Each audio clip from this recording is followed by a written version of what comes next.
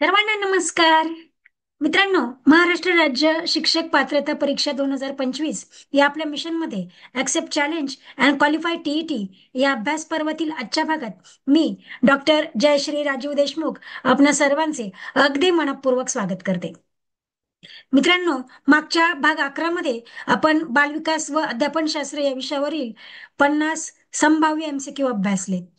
त्यापूर्वीच्या सर्वच भागांमध्ये आपण बालमानसशास्त्र व अध्यापनशास्त्र यावरील सगळेच घटक जवळजवळ कव्हर केलेत आणि प्रत्येक घटकावर कशा प्रकारचे एमसीक्यू विचारले जातात हे देखील अभ्यासले. आता आपण वळतोय थोडस सरावाकडे.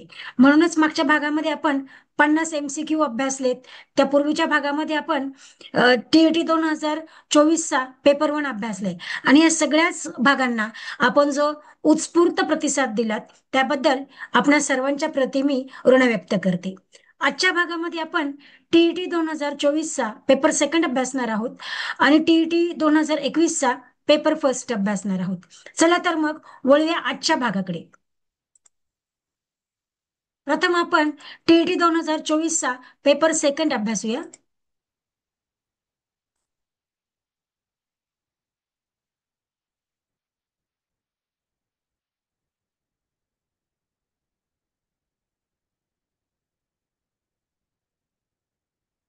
टीईटी 2024 पेपर सेकंड बालमानसशास्त्र व अध्यापनशास्त्र.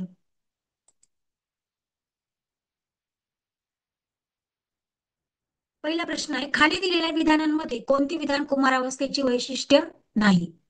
ऑप्शन्स आहेत.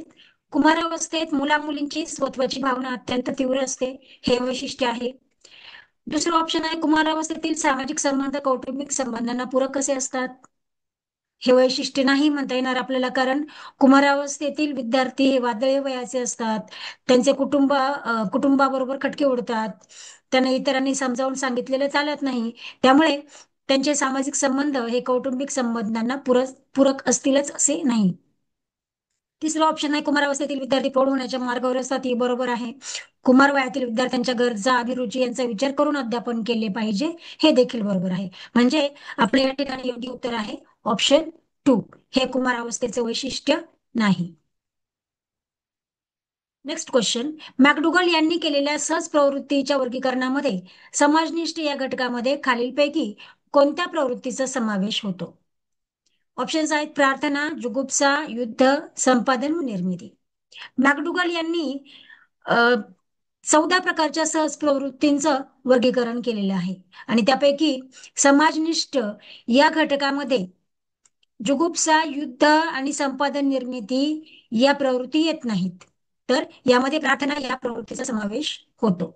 म्हणजे जर एखादी गोष्ट आपण खूप परिश्रम करूनही जर शक्य होत नसेल तर मग त्या ठिकाणी प्रार्थनेचा वापर आपण करतो, प्रार्थना सहज प्रवृत्तीचा वापर आपण करतो.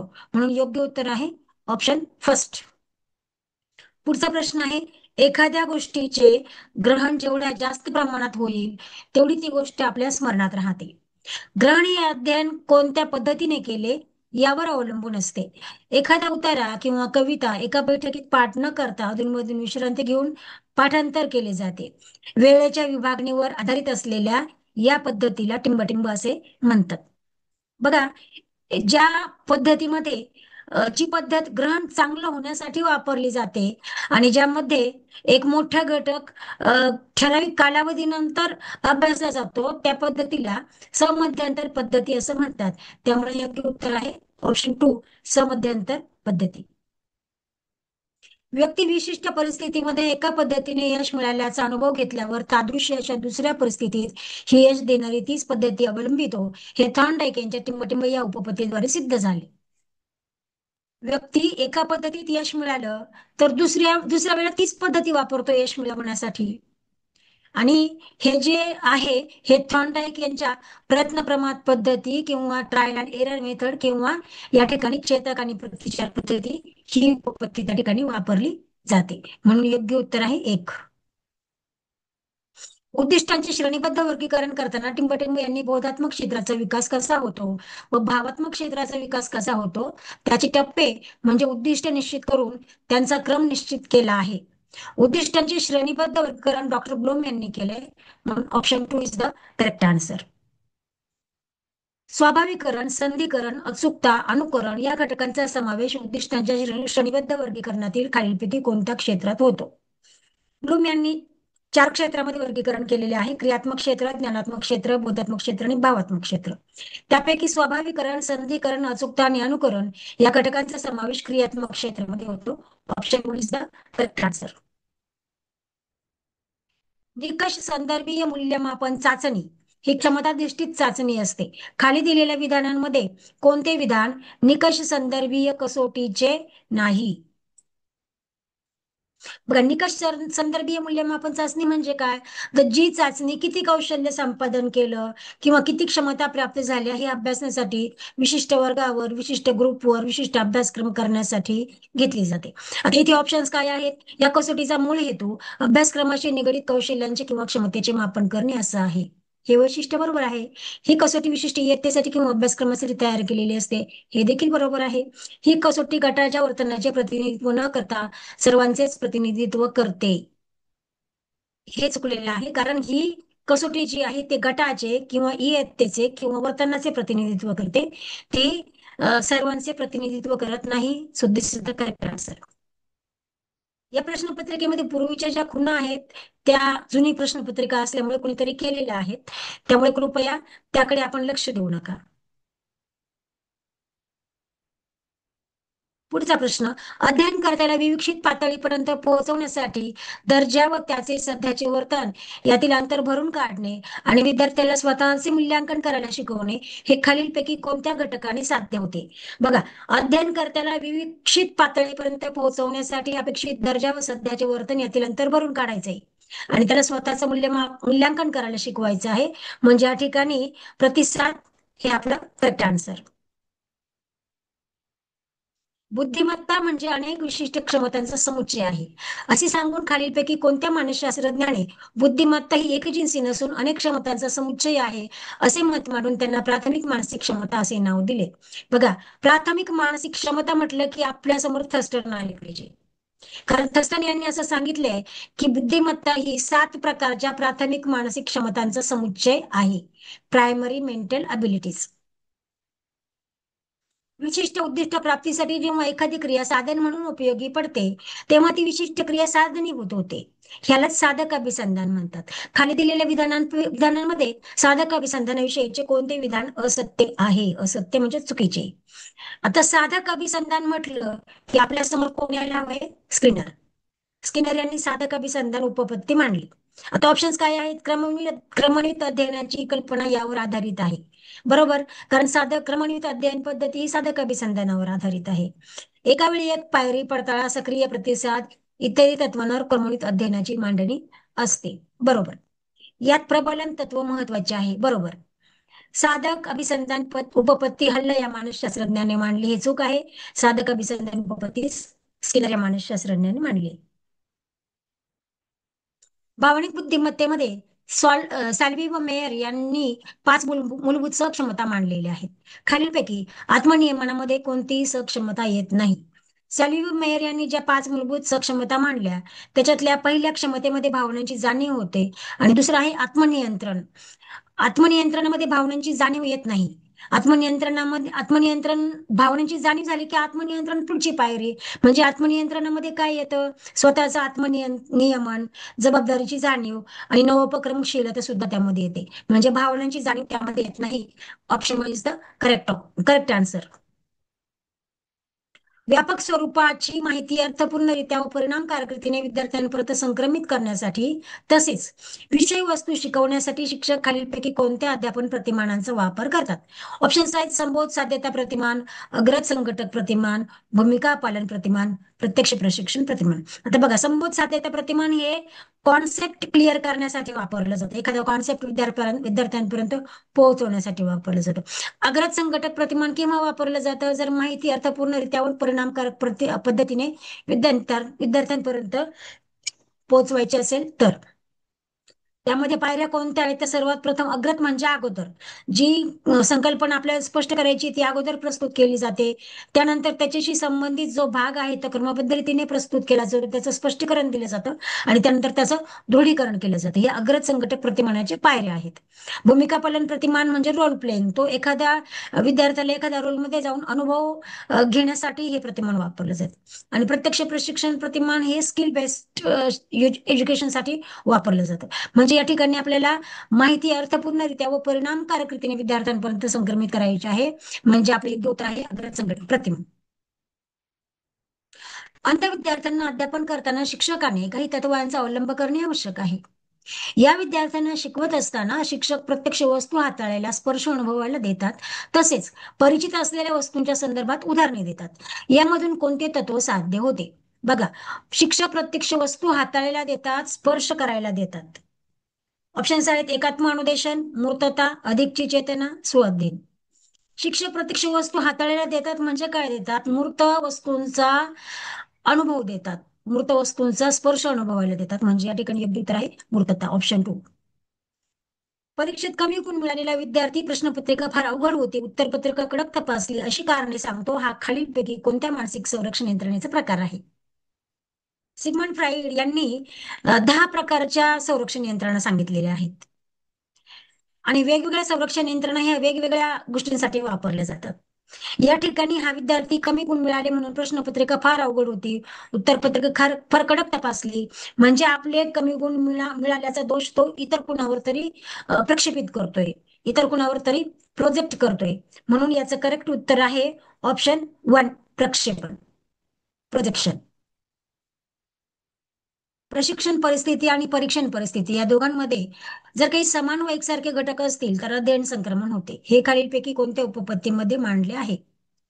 ऑप्शन्स आहेत बागलेची संक्रमण उपपत्ती, जाडेची सामान्यीकरण उपपत्ती, थॉर्नडाईकची समान घटक उपपत्ती, शक्तिवादी उपपत्ती. बघा, इथे तुम्हाला संक्रमण, अध्ययन संक्रमण माहिती असायला हवं. अध्ययन संक्रमण म्हणजे काय? तर एक विषय शिकल्यानंतर त्या विषयातील एखादा घटक जर दुसऱ्या विषयामध्ये असेल तर दुसऱ्या विषयातील तोच घटक आपल्याला अभ्यासायला सोपं जातं. ह्याला अध्ययन संक्रमण असं म्हणतात. म्हणजे एक घटक दुसऱ्या विषयामध्ये रिपीट होणं. आणि मग या अध्ययन संक्रमणावर 3 शास्त्रज्ञांनी आपल्या संक्रमण उपपत्ती मांडलेल्या आहेत. 3 मानसशास्त्रज्ञांनी. एक आहे थॉर्नडाईकची समान घटक उपपत्ती. थॉर्नडाईक यांच्या मते 2 विषयांमध्ये जर समान घटक असतील तर अध्ययन संक्रमण लवकर होते. दुसरा आहे जाड्डे यांची सामान्यीकरण उपपत्ती. जाड्डे यांचं मत आहे की 2 घटकांमध्ये जर सामान्यीकरण होत असेल तर अध्ययन संक्रमण लवकर होते. आणि तिसरी आहे बॅगले यांची संक्रमण उपपत्ती. त्यांचं असं म्हणणं आहे की सामान्यीकरण आवश्यक आहेतच, पण जर सामान्यीकरण ध्येयनिष्ठ पद्धतीने केले गेले, उद्दिष्ट समोर ठेवून केले गेले तर अध्ययन संक्रमण लवकर होते. अशा 3 उपपत्तींचे 3 वेगळे हेतू आहेत. शक्तिवादी उपपत्ती मात्र अध्ययन संक्रमणाशी संबंधित नाही. इथे आपल्याला दोघांमध्ये काही समान व एकसारखे घटक असतील तर असं म्हटलेलं आहे.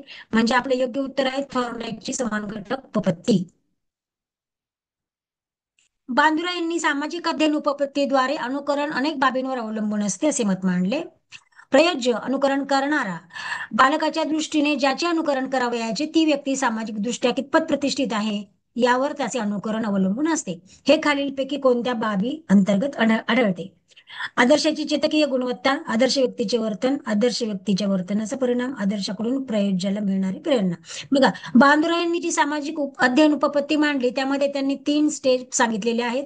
पहिला आहे निरीक्षण, म्हणजे विद्यार्थी काय करतो, त्याला आवडणाऱ्या व्यक्तीचे निरीक्षण करतो. दुसरा आहे मॉडेलिंग, मॉडेलिंग किंवा अनुकरण, त्या व्यक्तीप्रमाणेच तो वागण्याचा प्रयत्न करतो. आणि तिसरं आहे मॉडेलिंगचे दृढीकरण, जे वर्तन त्याला आवडते आणि ज्या पद्धतीचे वर्तन तो करतो त्या वर्तन तो पुन्हा पुन्हा करतो, त्याचं रिन्फोर्समेंट करतो, त्याचं दृढीकरण करतो. आता या ठिकाणी हे अनुकरण करणं हे याच्यावर कोण अधिक जास्त परिणाम करू शकतं किंवा ते कशावर अवलंबून असतं? तर आदर्शाची चेतकीय गुणवत्ता, त्याच्यासमोर जी आदर्श व्यक्ती आहे तिची गुणवत्ता काय आहे त्याच्यावर त्याचं अनुकरण अवलंबून असतं. म्हणतात 1 इज द करेक्ट ऑप्शन. स्वतंत्र विचारशक्ती, विद्यार्थ्यांमध्ये परस्पर विचार विनिमय, चर्चा करण्याची पात्रता, सहकार्य, परमसहिष्णुता इत्यादी सामाजिक विकास करणारी टिंबटिंब ही अध्यापन पद्धती होय. बघा, परस्पर विचार विनिमय, चर्चा, सहकार्य म्हणजे ही सामूहिक अध्यापन पद्धती. Option 2 is the correct option. प्रभुत्व पाठ्यवंश पद्धती मांडताना अमेरिकन शिक्षण शास्त्रज्ञ टिंबटिंब यांनी कोणत्याही गोष्टीचे ज्ञान संपादन करणे म्हणजे त्या गोष्टीविषयी अर्थपूर्ण जाणीव मनात निर्माण होणे, त्याविषयी अंतर्दृष्टी विकास होणे व परिणामी त्या गोष्टीकडे पाहण्याचा आपला दृष्टिकोन बदलणे असे प्रतिपादन केले. तर ही जी व्याख्या आहे प्रभुत्व पाठ्यवंशवरती, आता प्रभुत्व पाठ्यवंशवरती सगळ्यात अधिक काम ब्लूम यांनी केले. ब्लूम यांची प्रभुत्व अध्ययन पद्धती आहेत. शिवाय मॉरिसन यांनी देखील त्यावर काम केलेलं आहे आणि ही जी डेफिनेशन आहे ती मॉरिसन यांनी दिलेली आहे प्रभुत्व अध्ययनाची. त्यामुळं दिस इज द करेक्ट आन्सर.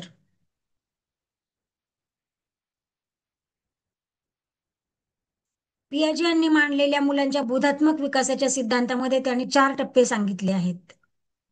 त्या टप्प्यातील मूर्त क्रियाकाळ अवस्था, ज्याला मूर्त मूर्त अवस्था असं म्हणतात, ती विकास अवस्था साधारणपणे टिंबटिंब वर्ष वयापर्यंत असते.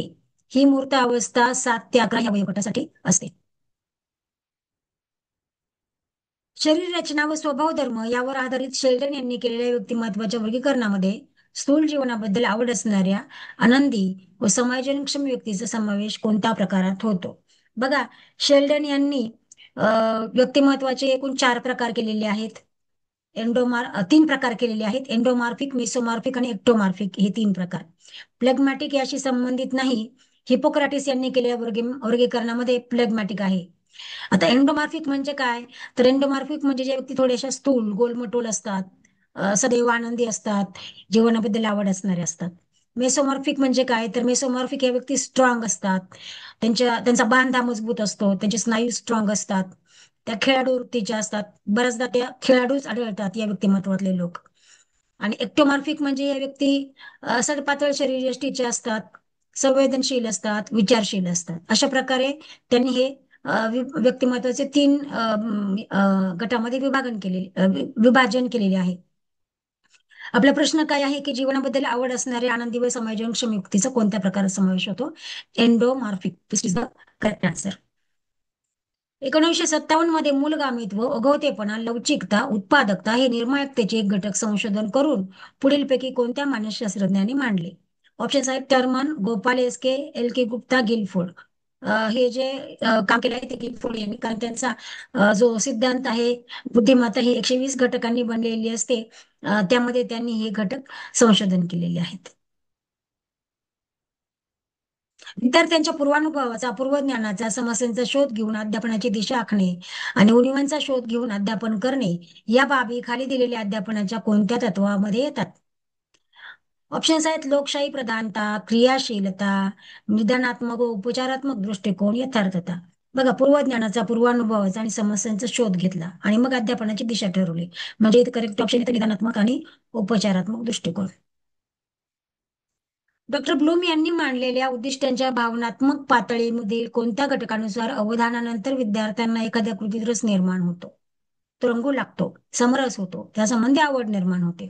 डॉक्टर ब्लूम यांनी मांडलेल्या उद्दिष्टांच्या भावात्मक पातळीतील कोणत्या घटकानुसार अवधानानंतर रस निर्माण होतो? आता बघा, इथे ऑप्शन्स आहेत मूल्य, संयोजन, मूल्य समूह, प्रतिचार. इथे व्यक्तीमध्ये रस निर्माण होतो, तो रंगतो, तो समरस होतो, म्हणजे या ठिकाणी आपला घटक आहे प्रतिचार. प्रतिचार म्हणजे एखादी गोष्ट अंगीकारणे. आणि एखादी गोष्ट आपण केव्हा आत्मसात करतो किंवा अंगीकारतो? ज्या वेळेला आपल्याला त्यामध्ये रस निर्माण होतो, आपण त्यामध्ये समरस होतो, आपण ती गोष्ट अगदी देहभान हरपून करायला लागतो, त्यावेळेला ते घडतं. म्हणून या ठिकाणी योग्य उत्तर आहे 4.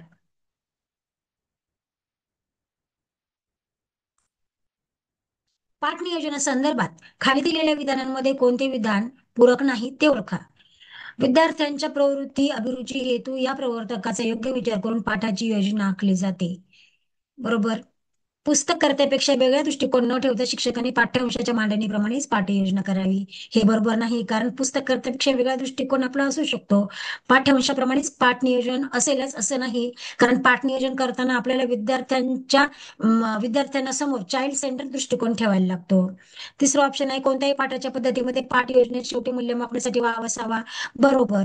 पाठ योजना ही अतिविस्तृत स्वरूपाची नसावी. बरोबर. म्हणजे हे जे सेकंड सेंटेन्स आहे ते यासाठी पूरक नाही. दिस इज द करेक्ट आन्सर. अनुवंश हा बुद्धिमत्ता व व्यक्तित्व यांच्यावर परिणाम करणारा घटक आहे. बुद्धिमत्ता व व्यक्तीचे गुणधर्म हे अनुवंशिकतेने एका पिढीकडून दुसऱ्या पिढीमध्ये संक्रमित होत जातात. असे कोणत्या मानसशास्त्रज्ञाने संशोधनाने सिद्ध केले आहे? Francis Galton. ही डेफिनेशन फ्रान्सिस गाल्टन यांची आहे. समष्टीवादी संप्रदायाने अवबोधाच्या क्षेत्रात विशेष कार्य केले आहे. पुढीलपैकी कोणते विधान या संप्रदायाचे वैशिष्ट्य नाही? भौतिकशास्त्रामध्ये असलेली पृथक्करण करण्याची प्रवृत्ती मानसशास्त्रात उपयुक्त नाही. हे बरोबर आहे, हे वैशिष्ट्य आहे. अनेक संवेदनांची बेरीज म्हणजे अवबोधन नाही. हेही बरोबर आहे. संवेदनांचे आकलन अलग अलगपणे होत नाही. हेही बरोबर आहे. संवेदनांचे आकलन समष्टी म्हणजे एकदम होते, सेपरेट होत नाही. वस्तूच्या निरनिराळ्या भागांचा उल्लेख स्वतंत्रपणे होऊन नंतर त्याचे संघटन व्यक्तीकडून केले जाते. हे वैशिष्ट्य नाहीये, कारण वस्तूच्या निरनिराळ्या भागांचा उद्भव स्वतंत्रपणे होत नाही, तर सगळ्या भागांचा उद्भव एकदम होतो. मानसशास्त्रातील विविध अभ्यास पद्धतींपैकी प्रायोगिक पद्धतीच्या मर्यादांविषयी खाली काही विधाने दिली आहेत. त्यापैकी कोणते विधान असत्य आहे? असत्य की सत्य, अयोग्य की योग्य, हे शब्द मात्र काळजीपूर्वक बघत चला. ऑप्शन्स आहेत, या पद्धतीचा निष्कर्ष पडताळून जरूर तर फेरफार करणे शक्य होते. इथेच तुम्हाला उत्तर मिळते, कारण एकदा निष्कर्ष पडताळून पाहिले की त्यामध्ये फेरफार करणं शक्य होत नाही, म्हणून हे विधान असत्य आहे. बाकीचे सत्य आहे. मनुष्याला भावना लपविता येतात, त्यामुळे निष्कर्षावर परिणाम होतो. ज्या व्यक्तीवर प्रयोग करायचा तिची वृत्ती प्रयोगाला अनुकूल असावी लागते, नाही तर भलतेच परिणाम होतात. काही समस्यांच्या बाबतीमध्ये प्रयोग करता येत नाही, म्हणजे दिस इज द करेक्ट ऑप्शन. खालीलपैकी कोणत्या ग्रंथीद्वारे अनेक जीवनरस तयार होतात? त्यापैकी एका रसायनाचा परिणाम शरीराचा बांधा व आकारमान यावर होतो. ऑप्शन्स आहेत, रोगग्रस्त ग्रंथी, मस्तिष्क ग्रंथी, कंठस्थ ग्रंथी, लैंगिक ग्रंथी. मस्तिष्क ग्रंथी ही अशी ग्रंथी आहे की याच्यामध्ये अनेक जीवनरस तयार होतात आणि तिच्या श्रवणामुळे, तिच्यातील असलेल्या रसायनामुळे व्यक्तीचा बांधा आणि आकारमान यावर परिणाम होतो. संबोधाचा विकास होत असताना तास, दिवस, महिने, वर्ष हे संबोध हळूहळू निर्माण होऊन टिंबटिंब वर्षाच्या वयापर्यंत भूत, वर्तमान व भविष्य यातील फरक मुलांना कळू लागतो. साधारणपणे 5 ते 6 या वयोगटामध्ये तास, दिवस, महिने, वर्ष हा फरक मुलांना कळायला सुरुवात होते. एखादा गायक, चित्रकार आपल्या कृतीत इतका रमून जातो की त्याला स्थलकालाचे भान राहत नाही. या प्रकारच्या अवधानाला टिंबटिंब असे म्हणतात. ऑप्शन्स आहेत, अभ्यस्त अवधान, ऐच्छिक अवधान, अनैच्छिक अवधान, हेतुपूर्वक अवधान. अभ्यस्त अवधान म्हणजे एखाद्या गोष्टीकडे लक्ष देण्याची आपल्याला सवय लागलेली असते, हॅबिच्युअल असतं ते. ऐच्छिक अवधान म्हणजे काय, तर आपण स्वतःच्या इच्छेने एखाद्या गोष्टीकडे लक्ष देतो. समजा समजा समोर असं खूप सुंदर असं एखादं दृश्य आहे, तर आपण त्याकडे बघणारच. अनैच्छिक अवधान म्हणजे आपण अनिच्छेने काही गोष्टींकडे लक्ष केंद्रित करतो. उदाहरणार्थ, वर्गात गेल्यानंतर शिक्षक म्हणतात तिकडे लक्ष द्या, त्यावेळेला आपल्याला आपली इच्छा नसली तरी लक्ष द्यायला भाग पडतं. हेतुपूर्वक अवधान, हेतुपूर्वक म्हणजे आपला जर काही एखादं काम करण्याचा विशिष्ट उद्देश असेल, तर त्या उद्देशाने आपल्या एखाद्या गोष्टीकडे लक्ष जातं, त्याला हेतुपूर्वक अवधान असं म्हणतात. आता इथे चित्रकार इतका रमून जातो की त्याला स्थलकालाचे भान राहत नाही, म्हणजे तो आपल्या कलेमध्ये अगदी रममाण होतो. याला अभ्यास अवधान असं म्हणतात, कारण त्याला ती सवय लागलेली असते आपल्या कलेमध्ये रममाण होण्याची. अशा प्रकारे आपण 2024चा पेपर सेकंड अभ्यासलाय आणि तुमच्या लक्षात आलं असेल की त्याच टॉपिकवर प्रश्न विचारले जातात, फक्त प्रश्न वेगळ्या पद्धतीने विचारले जातात. त्यामुळे एक प्रश्न तयार करताना त्यावर आणखी कोणते प्रश्न येऊ शकतील याचा सगळ्यांनीच अंदाज घ्या आणि त्या पद्धतीने तो टॉपिकवर कितीही प्रश्न आले तरी तो टॉपिक अशा पद्धतीने तुमचा कॉन्सेप्ट क्लिअर करा की कोणताही प्रश्न आले तरी तुम्हाला तो सोडवता येईल. यानंतर आपण बघत आहोत महाटीईटी पेपर 1. महाटीईटी 2021 पेपर 1. अध्ययन करताना कल्पनाविष्काराची संधी उपलब्ध करून देण्यासाठी शिक्षकांनी खालीलपैकी कोणते उपक्रम राबवावे? दिवाळीच्या वेळी किल्ले तयार करून घ्यावेत, बरोबर. खेळाच्या माध्यमातून कल्पना विकसित करण्याचा प्रयत्न करावा, हेही बरोबर. वाद्यवादन करून घ्यावे, हेही बरोबर. प्रदर्शन मांडणी करून घ्यावी, हेही बरोबर. म्हणजे अ, ब, क, ड सर्व सर्व ऑप्शन्स बरोबर आहेत. This is the correct answer, fourth one. मन यांच्या मते पूर्वानुभवाच्या विविध अंगांची मनातल्या मनात जुळवाजुळव करणे म्हणजे टिंबटिंब होय. स्मरण, बुद्धी, विचार, प्रेरणा. मन यांच्या मते पूर्वानुभवाच्या विविध अंगांची मनातल्या मनात जुळवाजुळव म्हणजे विचार. Third is the correct option. दोन घटना एकामागे एक घडल्या व त्यामध्ये कार्यकारण संबंध जोडण्याचा प्रयत्न घडल्या तर त्यामध्ये कार्यकारण संबंध जोडण्याचा प्रयत्न केला जातो. उदाहरणार्थ परीक्षेला जाताना मांजर आडवे जाणे हे परीक्षेत नापास होण्याचे कारण ठरवले जाते. हे खालीलपैकी विचार प्रक्रियेतील कोणत्या अडथळ्यामुळे होते? बघा, प्रतिकूल ग्रह, काकताळीय न्याय, इच्छानुगामी विचार, निरीक्षणातील दोष हे विचार प्रक्रियेतील अडथळे आहेत. प्रतिकूल ग्रह म्हणजे पूर्वग्रह दूषित. आपण काही गोष्टी पूर्वग्रह दूषित असेल तर आपण त्या गोष्टीकडे त्या दृष्टिकोनातून बघतो. काकतालीय न्याय म्हणजे काय? एखादी घटना एखाद्या घटना घडली आणि त्याच वेळेला दुसरी एखादी घटना घडली तर त्या दोन्ही घटना एकमेकांशी संबंधित नसतील तरी आपण त्यांचा संबंध जोडतो, त्याला काकतालीय न्याय म्हणतात. इच्छानुगामी विचार म्हणजे कधी कधी आपल्याला असं वाटत असतं, आपल्या मनात असं असतं की हे असंच घडायला पाहिजे आणि मग आपण तसाच विचार करतो, त्याला इच्छानुगामी विचार असं म्हणतात. आणि निरीक्षणातील दोष म्हणजे आपल्या निरीक्षणामध्ये समजा दोष असतील, आपण काही व्यवस्थित पाहू शकलो नाही, ऐकू शकलो नाही, तर त्यामुळे मग काय होतं, आपल्या जी विचार प्रक्रिया आहे त्यावर परिणाम होतो, आपण त्या पद्धतीने विचार करतो. म्हणून हे सगळे विचार प्रक्रियेतील अडथळे आहेत. या प्रश्नामध्ये आपल्याला एकामागून माग दोन घटना घडल्यावर तर त्यामध्ये कार्यकारण संबंध जोडण्याचा प्रयत्न केला जातो. मग त्या दोनही घटना एकमेकांशी संबंधित नसतील तरी सुद्धा आता इथे परीक्षेत नापास होणे आणि मांजर आडवे जाणे या दोनही गोष्टींचा तसा एकमेकांशी काही संबंध नाही. तर हा जो अडथळा आहे त्याला काकतालीय न्याय म्हणतात. Second is the correct option. धारणेबाबत खालीलपैकी कोणते वैशिष्ट्य योग्य आहे? बघा, योग्य आहे. पाठोपाठ कविता पाठ केल्यास धारणेवर परिणाम होत नाही, हे विधान योग्य आहे का? नाही, हे अयोग्य आहे. धारणेवर परिणाम होतो. एक कविता केली आणि त्यानंतर दुसरी पाठ केली तर पहिलीचा बराच भाग कधी कधी विसरला जातो. त्यानंतर दुसरा आहे, धारणा बोधावस्थेत असेल तर आपल्याला चटकन आठवते. बघा, मनाच्या तीन अवस्था आहेत: बोधावस्था, उपबोधावस्था किंवा अर्धबोधावस्था आणि अबोधावस्था. बोधावस्था म्हणजे काय? तर जे विचार आपण आता करत आहोत ते आपण लगेच सांगू शकतो, ती बोधावस्था.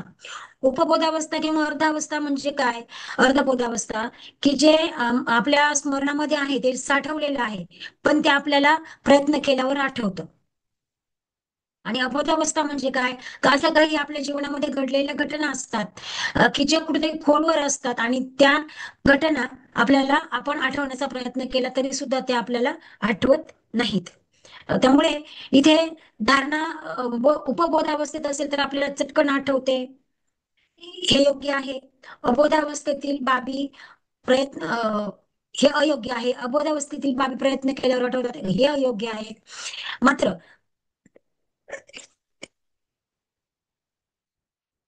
धारणा बोधावस्थेत असेल तर आपल्याला चटकन आठवते,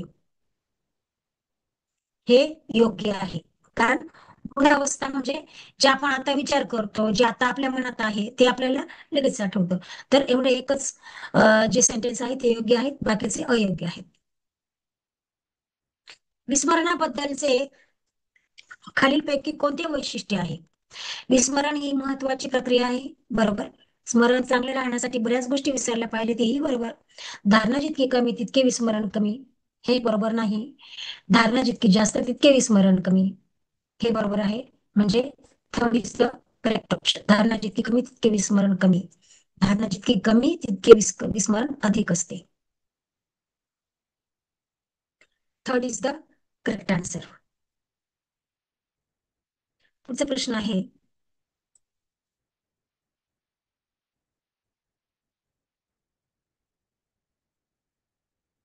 आंतरिक प्रेरणेबाबत खालीलपैकी कोणते विधान अयोग्य आहे? विषयाची आवड ही आंतरिक प्रेरणा आहे. आंतरिक प्रेरणा व अभिरुची यांचा निकटचा संबंध आहे. विषयाची आवड ही आंतरिक प्रेरणा, हे बरोबर आहे. आंतरिक प्रेरणा व अभिरुची यांचा निकटचा संबंध आहे, हे बरोबर आहे. प्रोत्साहक ही आंतरिक प्रेरणा, हे चुकलं आहे, कारण प्रोत्साहन हे बाहेरून असतं, म्हणजे ही बाह्य प्रेरणा आहे. दिस इज करेक्ट ऑप्शन.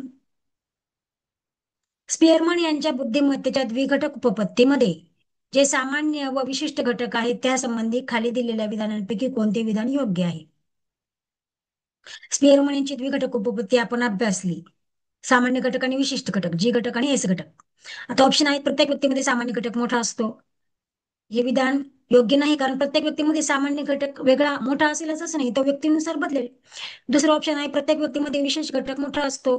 प्रत्येक व्यक्तीमध्ये विशेष घटक मोठा असेलच असं नाही, हेही अयोग्य आहे.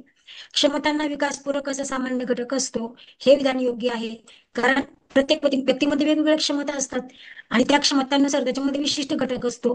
पण विशिष्ट घटकाच्या जोडीला प्रत्येक व्यक्तीमध्ये सामान्य घटक विकासास पूरक असं काम करत असतो. म्हणून 3 इज द करेक्ट ऑप्शन. स्वतःच्या इतरांच्या भावभावनांवर नियंत्रण ठेवणे, नियमन करण्याची क्षमता, विचार, कृती यांच्या मार्गदर्शनासाठी भावनांचा उपयोग करण्याची क्षमता म्हणजे भावनिक बुद्धिमत्ता, ही व्याख्या खालीलपैकी कोणत्या मानसशास्त्रज्ञाने मांडली? Alfred Binet, David Wechsler, Peter Salovey, Howard gardener.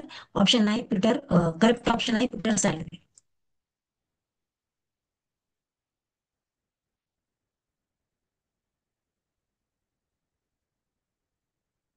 69 हा प्रश्न थोडासा अस्पष्ट दिसतोय, आपण तो नंतर पाहूयात. पुढचा प्रश्न, परीक्षेत साधे यश मिळाल्यास मी मुळीच अभ्यास केला नव्हता तरी मला इतके गुण मिळाले, असे सांगत सुटणे म्हणजे टिंबटिंब संरक्षण यंत्रणेचा वापर करणे होय. संरक्षण यंत्रणा आपण अभ्यासल्यात. इथे काय म्हणतोय विद्यार्थी, मी मुळीच अभ्यास केला नव्हता तरी सुद्धा मला इतके गुण मिळाले. ऑप्शन्स आहेत, तादात्म्य, नकारात्मकता, प्रतिपूरण, कृतक समर्थन. कृतक समर्थन म्हणजे काय, तर एखादं असं रिअल रिझन सांगणं की ते त्या घटनेचं मूळ कारण आहे असं समोरच्याला पटतं. म्हणून या ठिकाणी मी मुळीच अभ्यास केला नव्हता तरी मला इतके गुण मिळाले, याचं ऑप्शन आहे, योग्य ऑप्शन आहे कृतक समर्थन. दोन अध्ययन पद्धतींमध्ये नुसते समान घटक संक्रमण करतात, पण त्याहीपेक्षा अधिक स्पष्ट निश्चित स्वरूपाचे अध्ययन संक्रमण त्या दोन घटकांमध्ये सामान्यीकरण केले तर घडते. ही सामान्यीकरण अध्ययन संक्रमण उपपत्ती खालीलपैकी कोणत्या मानसशास्त्रज्ञांनी मांडली? बघा, मागच्या प्रश्नपत्रिकेमध्ये सुद्धा यावर प्रश्न होता आणि तेव्हा मी सांगितलं होतं की सामान्यीकरण उपपत्ती एक आहे, त्यानंतर समान घटक उपपत्ती एक आहे आणि सामान्यीकरण उद्दिष्टाधिष्ठित ही एक उपपत्ती आहे. तर समान घटक उपपत्ती थॉर्नडाईक यांची आहे आणि सामान्यीकरण उपपत्ती जाड्डे यांची आहे. 3 इज द करेक्ट आन्सर. शिशुवावस्थेमध्ये ज्या योग्य बालक विचाराच्या व आकलनाच्या वर्तमान रचनेमध्ये नवीन घटक किंवा अनुभव समाविष्ट करून घेते, ज्यावेळी वर्तमान विचार पद्धतीनुसार एखाद्या उद्दीपकाचे किंवा घटनेचे संवेदन आकलन केले जाते किंवा त्याला प्रतिक्रिया केली जाते, तेव्हा टिंबटिंब क्रिया घडते. विचाराच्या आणि आकलनाच्या वर्तमान रचनेमध्ये नवीन घटक आणि अनुभव समाविष्ट केले जातात, म्हणजे या ठिकाणी काय होतं, ते आत्मसात होतात. म्हणजे second is the correct option, आत्मसातीकरण. किशोरावस्थेतील बालकांच्या भावनिक विकासाबाबत खालीलपैकी कोणती बाब योग्य आहे? अर्थ समजून पाठ करतात, बरोबर. या वयातील मुलांची अ, कोणती बाब योग्य आहे? म्हणजे यामध्ये एकच बाब योग्य आहे. अर्थ समजून पाठ करतात, अयोग्य. अर्थ समजून पाठ करतीलच असं नाही.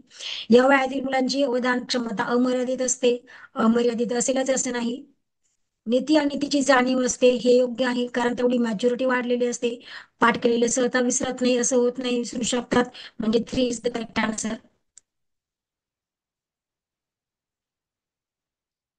मंदगतीने अध्ययन करणाऱ्या विद्यार्थ्यांच्या बाबतीमध्ये खालीलपैकी कोणती बाब अयोग्य आहे? बघा, म्हणजे एकच बाब अयोग्य आहे, बाकी योग्य आहे. या विद्यार्थ्यांची बुद्धिमत्ता सामान्य असते, योग्य आहे. हे मंदबुद्धी विद्यार्थी असतात. मंदगतीचे विद्यार्थी हे मंदबुद्धी विद्यार्थी असतीलच नाही, म्हणजे हे अयोग्य विधान आहे. Second correct option. व्यक्तिमत्व म्हणजे स्वतःच्या परिसराशी व्यक्तीचे जे वैशिष्ट्यपूर्ण समायोजन होत असते, त्याला कारणीभूत असणारी व वर्तनाला चालना देणारी शारीरिक आणि मानसिक यंत्रणेची गतिशील संघटना होय. गतिशील संघटना, अशी व्यक्तिमत्वाची व्याख्या खालीलपैकी कोणत्या मानसशास्त्रज्ञाने केली? जी वॉलपोर्टची व्याख्या आहे ही गतिशील संघटना. व्याख्या जेव्हा आपण करतो ना तेव्हा त्या व्याख्यातील असा एखादा शब्द लक्षात ठेवायचा की तो शब्द त्या मानसशास्त्रज्ञाबरोबर नावाबरोबर मॅच होईल, म्हणजे तुम्हाला नाव लगेच आठवतं.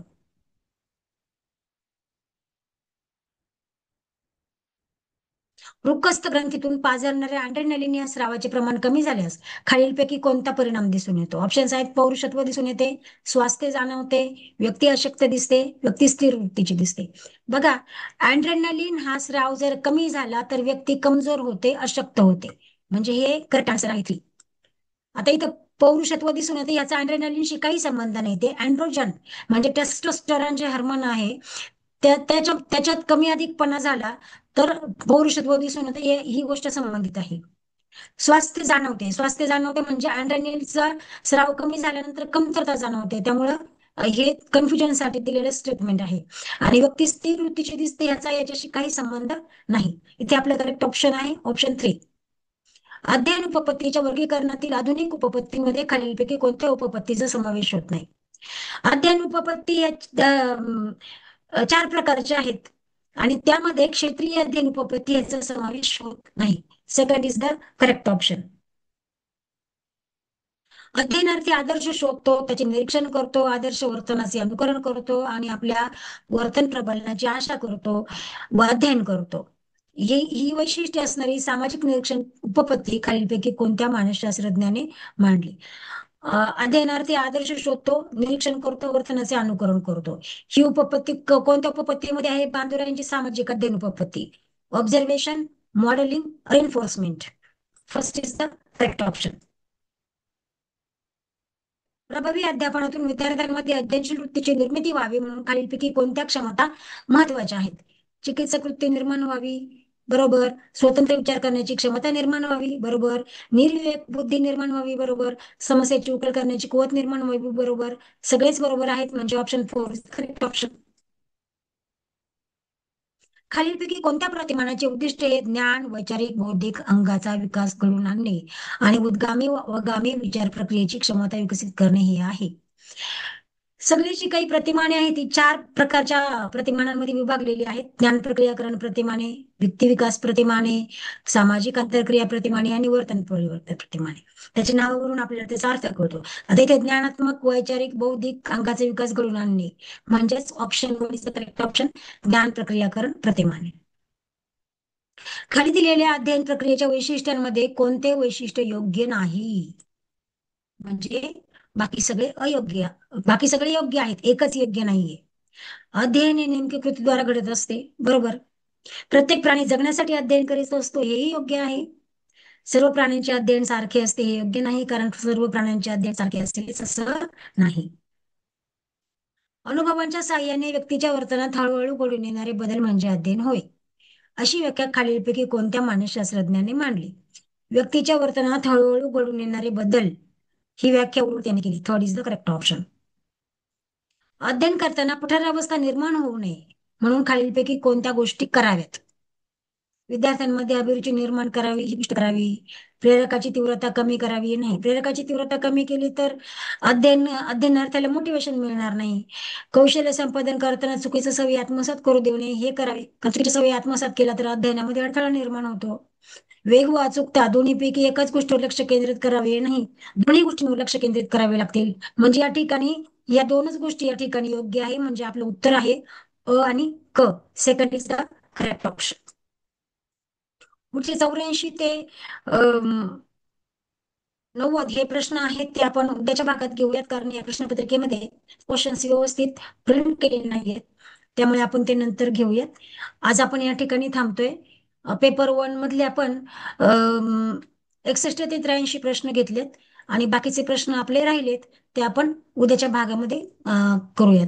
तर अशा प्रकारे जर सगळ्याच प्रश्नपत्रिका आपण सोडवल्यात तर असं लक्षात येतं की प्रत्येक प्रश्नपत्रिकेमध्ये तोच प्रश्न रिपीट होत नाही, परंतु त्याच घटकावरील प्रश्न वेगळ्या पद्धतीने रिपीट होतो.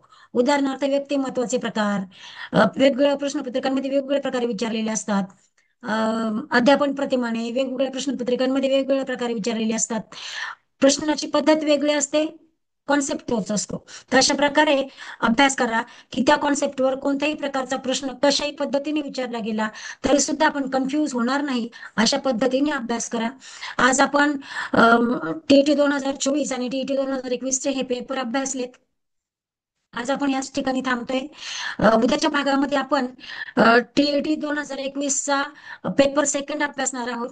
त्याचबरोबर टीईटी 2018चे काही पेपर्स अभ्यासणार आहोत. तोपर्यंत अभ्यास करा, खुश राहा. थँक्यू.